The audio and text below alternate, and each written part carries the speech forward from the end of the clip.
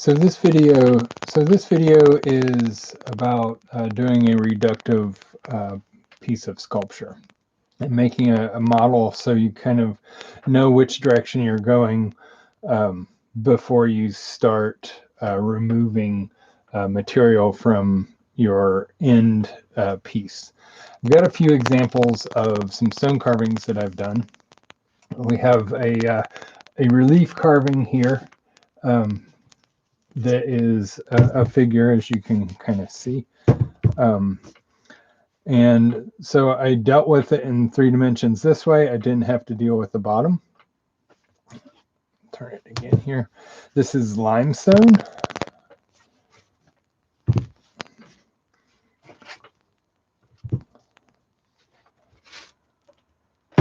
All these stones are limestone, by the way. And this is another piece. So typically when you get a stone from the quarry, you're going to be dealing with, or just get a stone in general, you're going to be dealing with a predetermined shape. Oftentimes from the quarry, you're going to be dealing with a cube type shape. So you can decide with your model which direction you want to go, because you have a cubic shape, and you can either embrace the shape like I've done with this one. This one had a really cool little scallop here for some architecture, and I really like that, but it was broken in another way. So I used the block to the best of its ability. Turn it around here for you.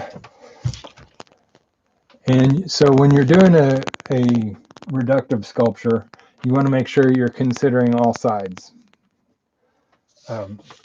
These have been sitting out in the yard for a little while, so that's why they're a little green.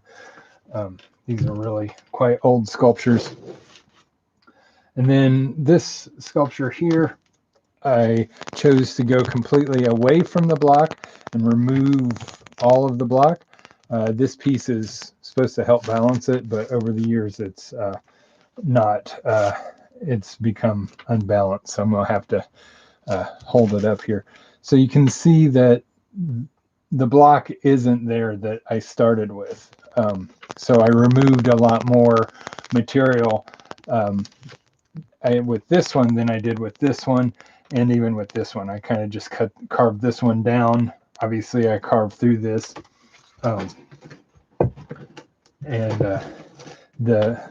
this one I removed a lot more material and carved down, or carved through it a lot more. There are different tools for different things that you'll be using to carve with. So with stone, there's hammers and chisels, there's pneumatic chisels, there's angle grinders. You may choose wood. With wood, you have saws, you have drills, you have stone bits for drills, you have wood bits for drills to help do piercing through. And I'll demonstrate all these as needed when we're in class. But this video is for you to start with a maquette, and then you can decide whether you want to emplaster. Carve similar to stone, it's a lot softer. But so you can use some of the same tools for plaster, which you could, if you wanted a block of plaster to carve, we can do that as well. So this is floral foam, and it is super soft. So you're looking for just the basic form. You're not looking for any details. So like if I wanted to do a figure or a face or something like this, I would be looking for the general form. I would not be looking for the details of the eyes, or like, I mean, you can pierce through this, but there's going to be limits to what you can do in this. The softer the material, the harder it is to get fine details. So with this, you can use multiple tools. Because it's so soft, you can use some clay tools. And you can see I'm barely even even touching it, and it removes quite a bit. And so like the rounded end is going to create a softer dish, and the square end is going to create kind of a harsher and create darker lines. And remember to work under a light so you can kind of see the shadows that are being cast onto it. You can use an X-Acto knife. This X-Acto knife's on safety right now, so I could even use it on safety. This is so soft, so I could even just use it to kind of dig out. Or I could get the business end out here. Well, maybe.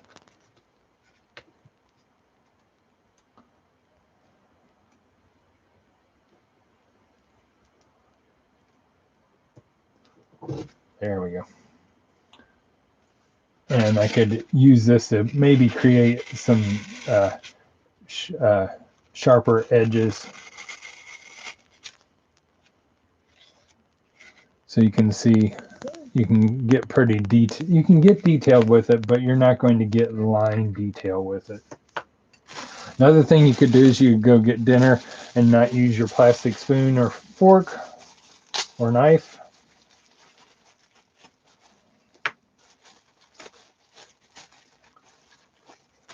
And your creates a little bigger one, a little bigger cut. And you can see I put out a piece of paper here to catch all my filings. The other thing you can use the spoon for, you can use it to scoop. You could also use it to kind of press it down and kind of smooth it a little bit. So then I took a piece of wire. You could use a coat hanger. You could use a paper clip and get a similar tool to this. You get, it's so soft you can just literally just hold this and kind of start carving. So I'm going to do this do kind of a rough draft here. I'll use this, it's a little easier to hold on to. I don't really have anything particular in mind.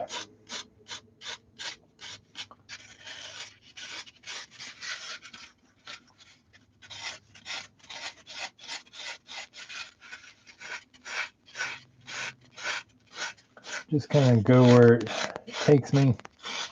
If you decide to do a stone, you may end up having like a really rough stone like this, and you may be able to look at it and find something that it looks like and then make it look like that. So that's kind of a bonus to having a rough, more natural material.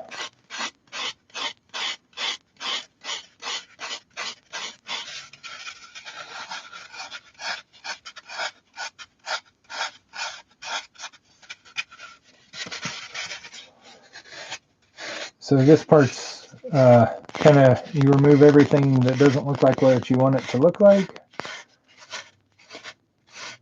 And since I don't have anything in mind, I'm just kind of removing and trying not to end up with just a pile of foam at the end.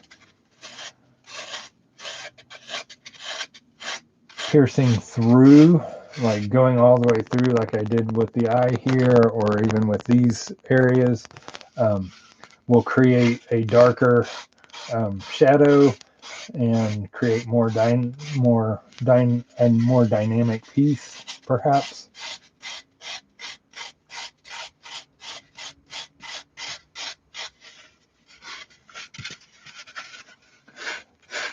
I haven't decided whether I want to leave some of the flat edges or go ahead and remove them.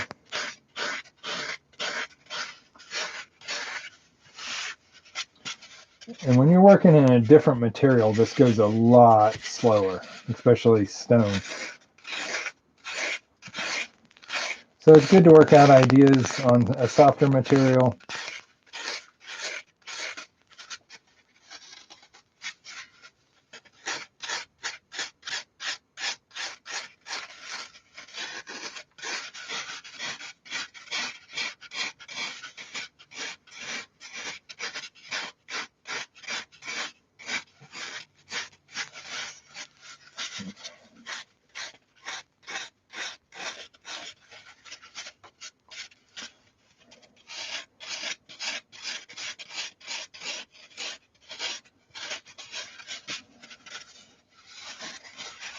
Paintbrush might help to kind of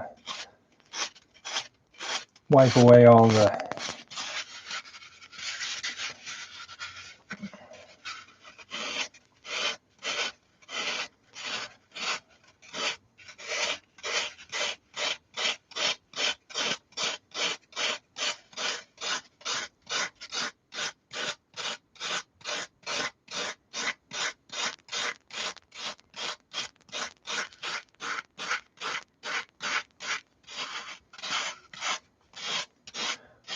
So when I'm wanting to remove a lot, I'm kind of digging in and I'm digging one corner in.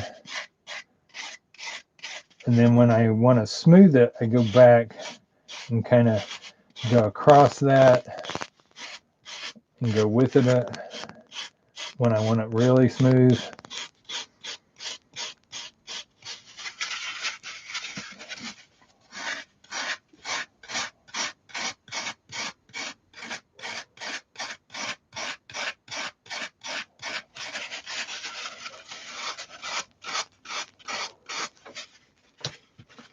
Let's see, let's change tools and see what I can get.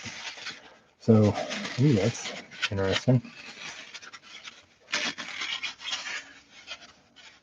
I took a big piece out.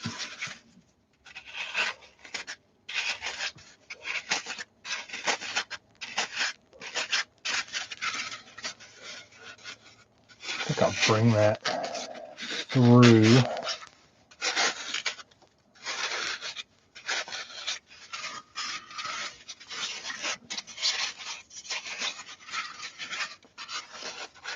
Now this is getting a little big. I could do one of two things. I could use my X-Acto knife and make it a little skinnier, or maybe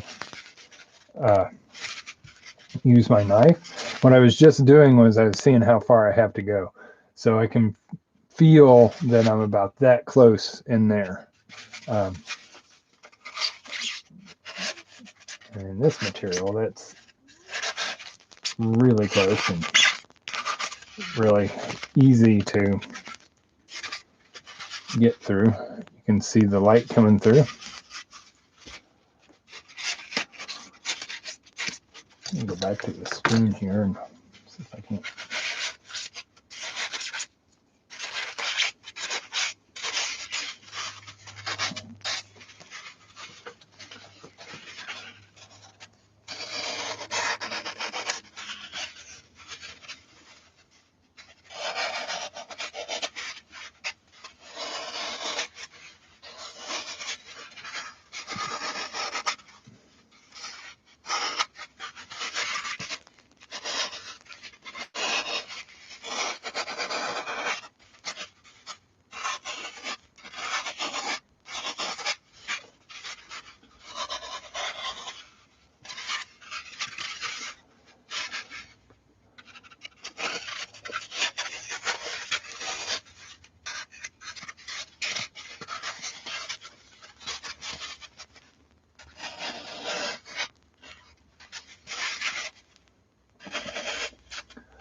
Then if you want it to look like two different pieces, you can create kind of just a contrast.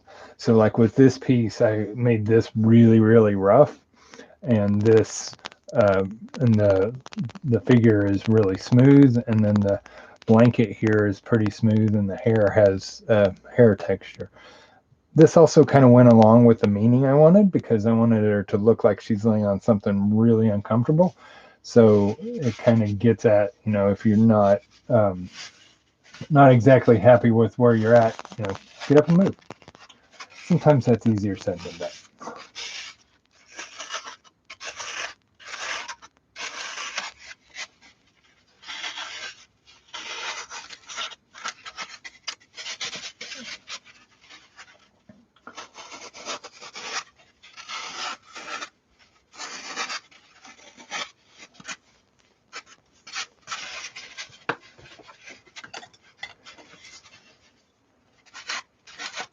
fun with this tool.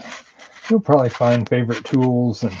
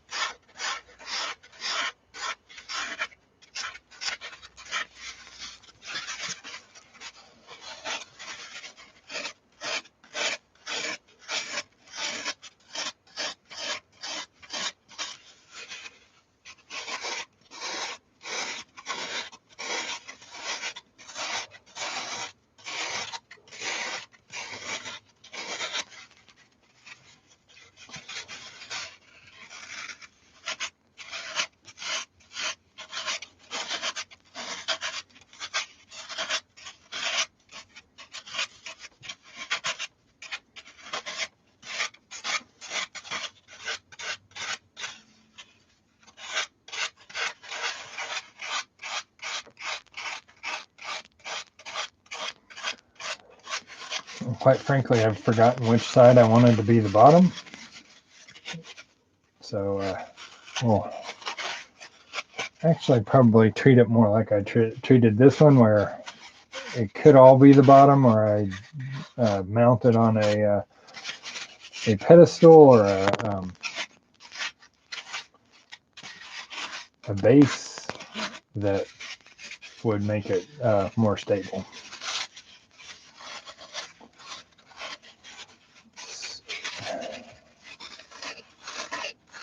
Make it stand the way it looks the best once it gets there.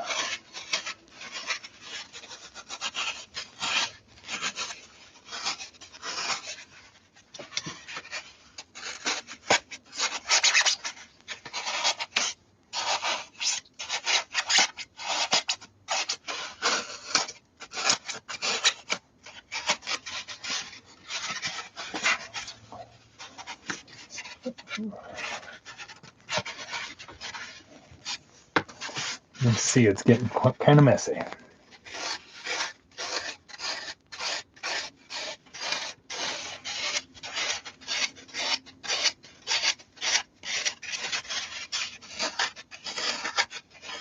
The reductive method can be used for many different things. You could even have a block of wax that you carve and cast into something. Oftentimes rings are made that way.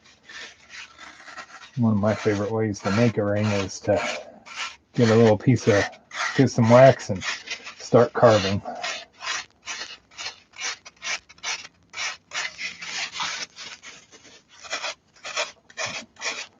If that's something you think you might want to do, we could do that as well. Just have to do a reductive method.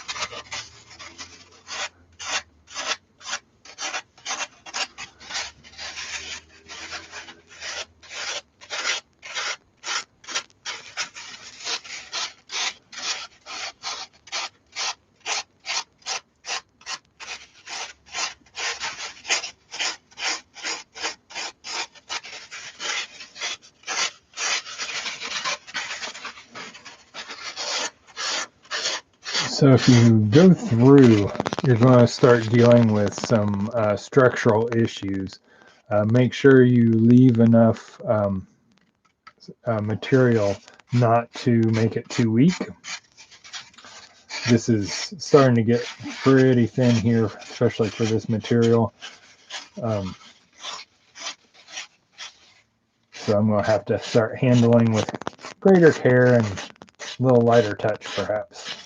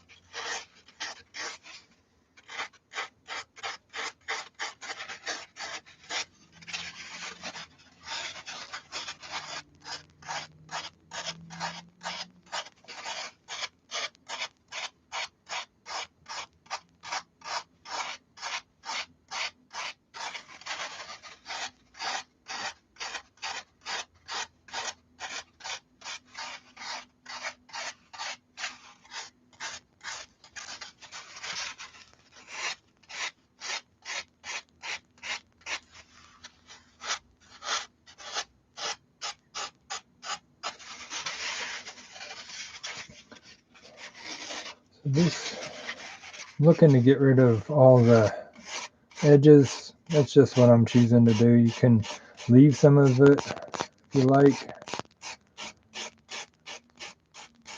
I'm going to leave some of it, but I want to leave less than I have already. Just to smooth this, you can see what my fingers are doing. I'm just pressing lightly on it.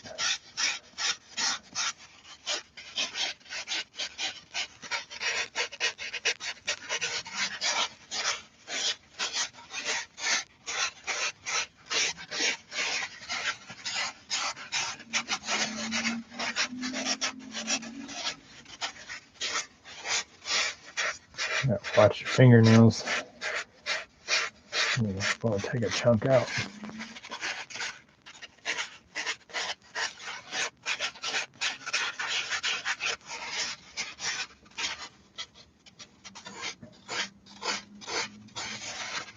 A little more separation here.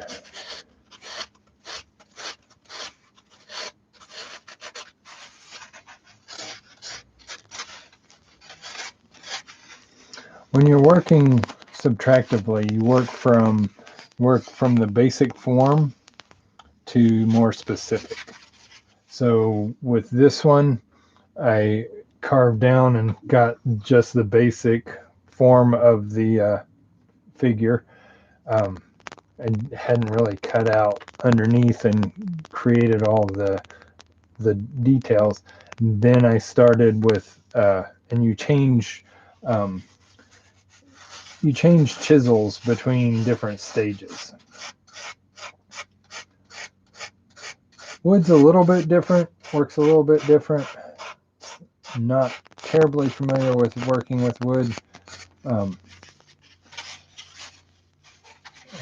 really like that. It's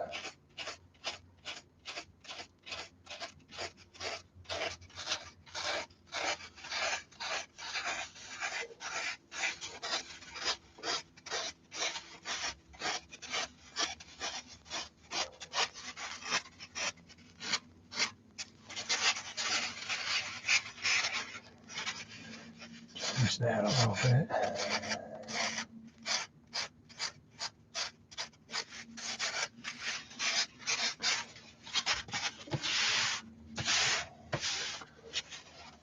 Stands that way, go that way. Look at it and see how it works best. Look at it and see if there's any areas that I'd like to refine.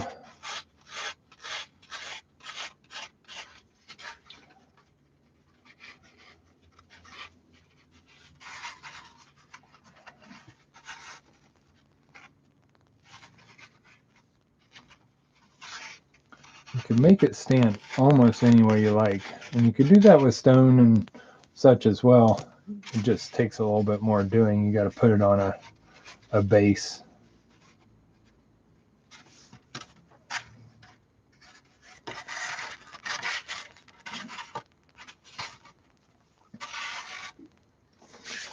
So that's basic reductive carving, and this is what I would expect you to do at your house, and then I'll show you some different methods in class to use